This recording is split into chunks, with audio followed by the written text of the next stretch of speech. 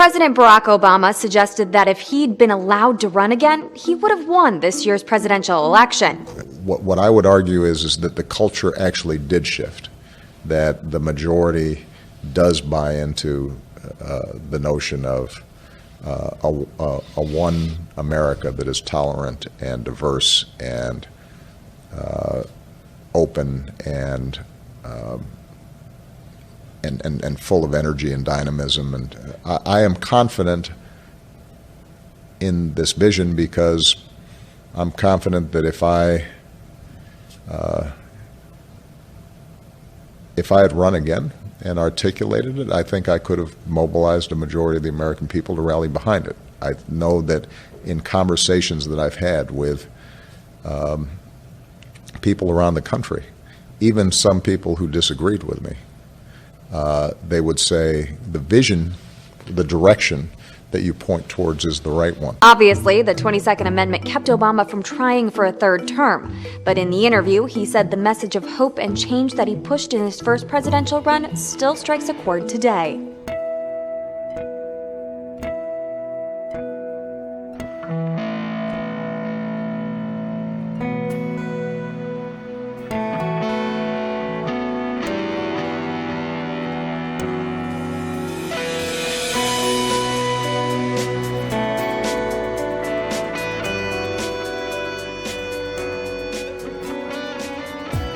The epidemic of malicious fake news and false propaganda that flooded social media. Facebook fights back against an avalanche of fake news. Spread of fake news. Fake news. Fake news to be flagged by the so-called fact checkers. They reside under the IFCN, or Poynter's International Fact-Checking Network. Here's an interesting thing about Poynter, the supposed esteemed leader of journalism in the world. Funded by such notorious donors like the George Soros' Open Society Foundation, the Bill and Melinda Gates Foundation, National Endowment for Democracy, which has financial links to the State Department, as you may know, eBay's Omidyar Network, and Mr. Craig Newmark, the founder of Craigslist, who donated a whopping $1 million to Poynter to create this anti-fake news mechanism, becoming its biggest donor since Poynter's inception, by the way. All seems fine and dandy, until we fact-check that Craig Newmark is a Clinton campaign donor. Give me the goosebumps just to hear those names, because they have actually a very strong political agenda. So let's say that you want to be in a kind of political opposition to these powers. Of course, you're going to be censored. This is a kind of censorship. Germany is reportedly taking action amid growing concerns over the spread of fake news, with plans to create a special government unit to counter misinformation.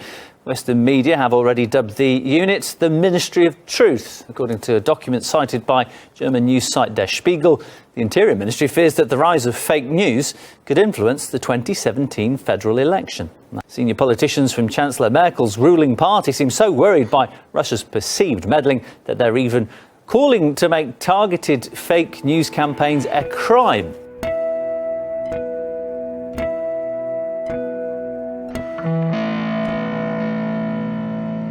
The law in Turkey once again has come down on the opposition Cumhuriyet newspaper in Istanbul.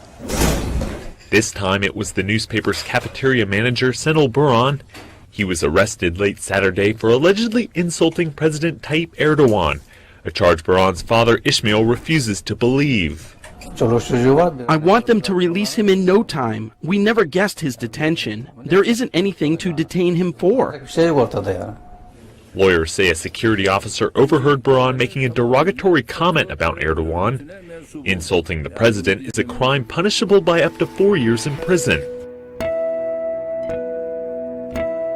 Over to our next story. Mass freedom of information request has found that local authorities in Britain have used the government's Regulation of Investigatory Powers Act to follow people and spy on them. The mass freedom of information exercise was carried out by the Liberal Democrat Party. It showed that local authorities use secret listening devices, cameras, and private detectives to gather evidence on people over 5 years. Critics say that spying on the public should be a last resort, not an everyday tool. They say the government had promised that the Government's Regulation of Investigatory Powers Act, or RIPA, would only be used when absolutely necessary to protect British people from extreme threats. The Home Office, however, insists that permissions were only granted for such covert surveillance after a rigorous authorization procedure and independent inspection. Do you want to color that? Timbuk Toys is as busy as you'd imagine the day before Christmas Eve. With kids crossing their fingers, Santa grants them their wish list. Board games and, toys from the store.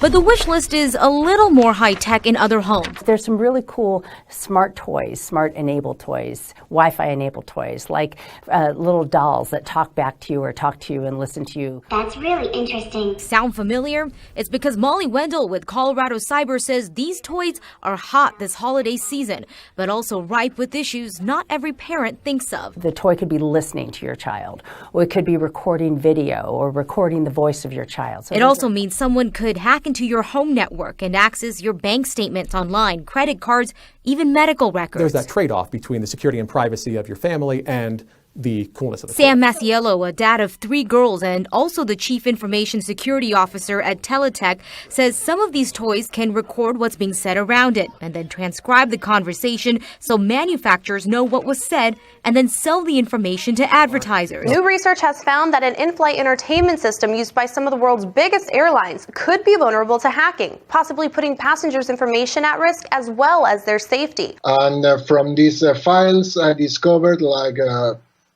20 different airlines, including some of the biggest airlines in the world. So, for example, Emirates or Virgin or United. Ruben Santamarta, a principal security consultant at IO Active and author of the report, said that it was when he was on an Emirates flight from Warsaw to Dubai that he discovered that he could access debug codes directly from the Panasonic in-flight display. He explained to RT that once an in-flight entertainment system's vulnerabilities have been exploited, hackers can take control of what passengers see. They would be able to disrupt the PA systems and even access passengers' credit card information. Hacking into aircraft systems is not something that airlines take lightly. In 2015, security researcher Chris Roberts claimed that he was able to hack into the aircraft's flight control through an IFE system, which led to an FBI investigation. A South Korean think tank has warned that North Korea is capable of paralyzing the computer network of the US Pacific Fleet if a full-blown cyber war were to break out. Citing a recent simulation conducted by the Pentagon, the Seoul-based Defense Agency of Technology and Quality said Pyongyang is capable of neutralizing the Pacific Fleet's command center and could even cause significant damage to the electric grid on the US mainland. North Korea has been deemed responsible for several large-scale cyber attacks on the US, including its high-profile hack of Sony Pictures back in 2014. A year earlier, Pyongyang hacked into major South Korean broadcasters, infecting over 48,000 computers and causing huge financial losses.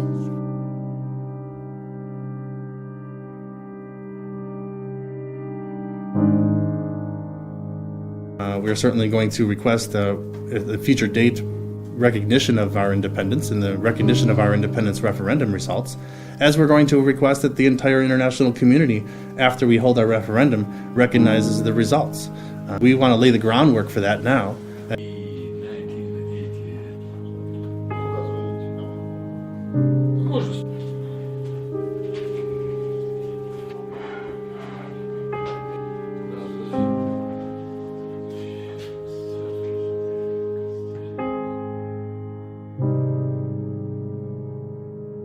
Let's move on to the French presidential candidate, National Front Party leader Marine Le Pen is once again warning she could take France out of the EU, just as Paul suggested there, and also NATO if she gets elected.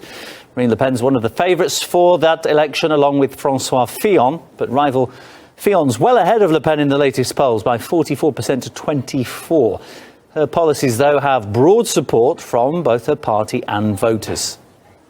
Marine Le Pen is blaming globalization for many of the problems that the French people are encountering today. It is very important to understand that the European countries on the migrant routes have been totally unable to control the influx of migrants into the Schengen space.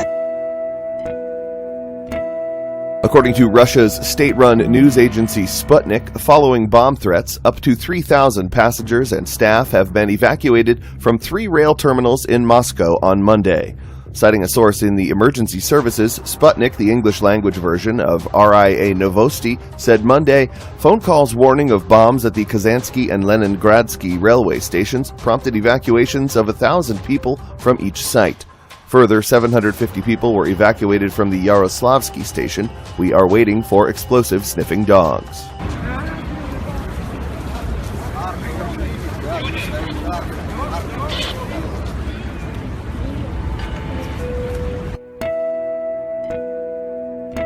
Russia's transport minister says pilot error or a technical fault and not terrorism was the likely cause of Sunday's plane crash in the Black Sea. All 84 passengers and 8 crew members on the military Tu-154 aircraft plane are believed to have died in the incident. The aircraft plunged into the sea on Sunday morning, 2 minutes after taking off from the southern Russian city of Sochi. According to India's Defense Research and Development Organization and Defense Ministry, the country successfully tested its most powerful nuclear-capable missile on Monday. CNN reports the missile was fired from a canister on a mobile launcher from an island off the coast of the eastern Indian state of Odisha. Indian Prime Minister Narendra Modi said on Twitter, "Successful test firing of Agni-5 makes every Indian very proud. It will add tremendous strength to our strategic defense." This was the 4th successful test of the ICBM. The first one was launched in 2012. Turkey has called on members of the United States-led coalition fighting Islamic State to assist in air support to Turkey-backed troops laying siege in the ISIL-held northern Syrian town of al-Bab. Rebels supported by Turkish troops are battling ISIL in the Euphrates Shield operation launched almost 4 months ago. The operation aims to sweep the Sunni hardliners and Kurdish fighters from Turkey's border with Syria. Turkish officials confirmed that a total of 226 ISIL militants had been neutralized in latest operations around al-Bab, with intense diplomatic efforts underway to establish a ceasefire across Syria. Since Boko Haram began its uprising in 2009, the jihadists have focused a lot of their attention on abducting women and girls. The most notable incident was the kidnapping of more than 200 schoolgirls from their dormitory, which gained global attention. A number of victims became sex slaves of the militants. Now it seems like senior Boko Haram members are providing specific instructions to younger boys for raping women and girls at gunpoint. The Daily Beast published a story about a child soldier who was forced to watch and learn from Boko Haram members assaulting women. The jihadist group has recently lost many senior members from battles with the army, so they've been kidnapping new child soldiers to make up for the losses. Hey, should professors be armed on college campuses to help prevent active shooters? That's what one Florida university has decided, and they've had the sheriff's department to help make it happen. The only thing that stops a bad guy with a gun is a good guy with a gun. Our goal is to give them shock and awe before they can deliver shock and awe. So here to tell us about this program is Southeastern University's president, Dr. Ken Engel. What prompted this action? Well, at the very heart of this is to provide absolute commitment to a safe and secure environment for our university community, our faculty, staff, and students. I mean, when our students walk on our campus, they are trusting us to provide a sense of safety and security. And with the recent attacks at Ohio State University and Wayne State, you look at Roseburg, Oregon, the community college attack, we knew immediately we need to take steps to create another layer of security to combat a couple of issues. We want to provide prevention, and we also want to be able to respond rapidly to prevent, of course, loss of life and injuries.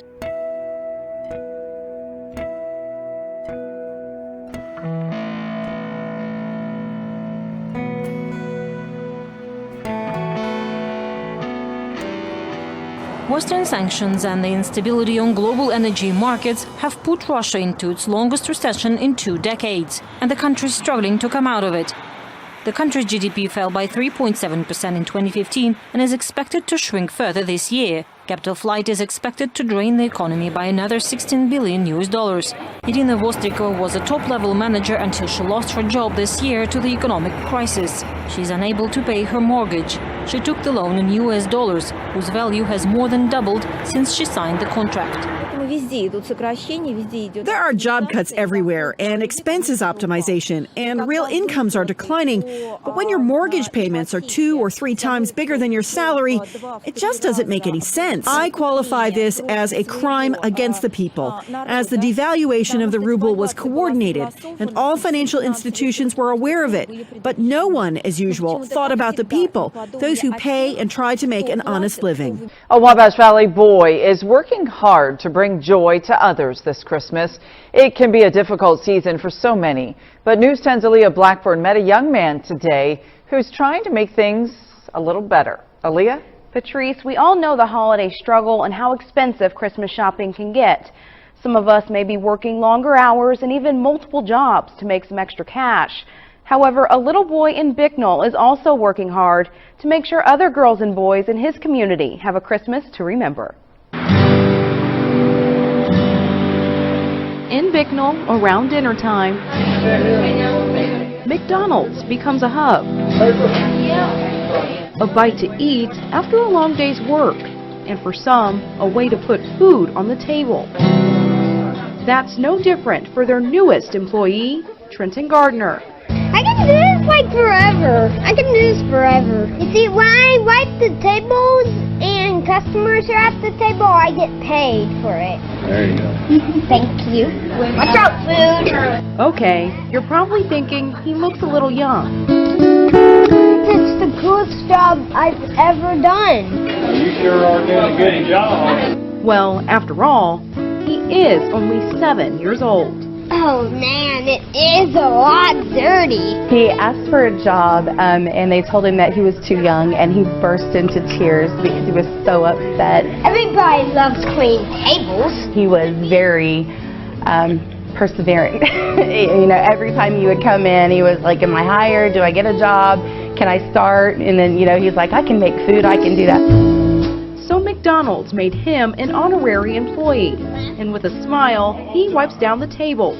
Okay, I'm ready to eat now. All for a little bit of change, but the money is not for him.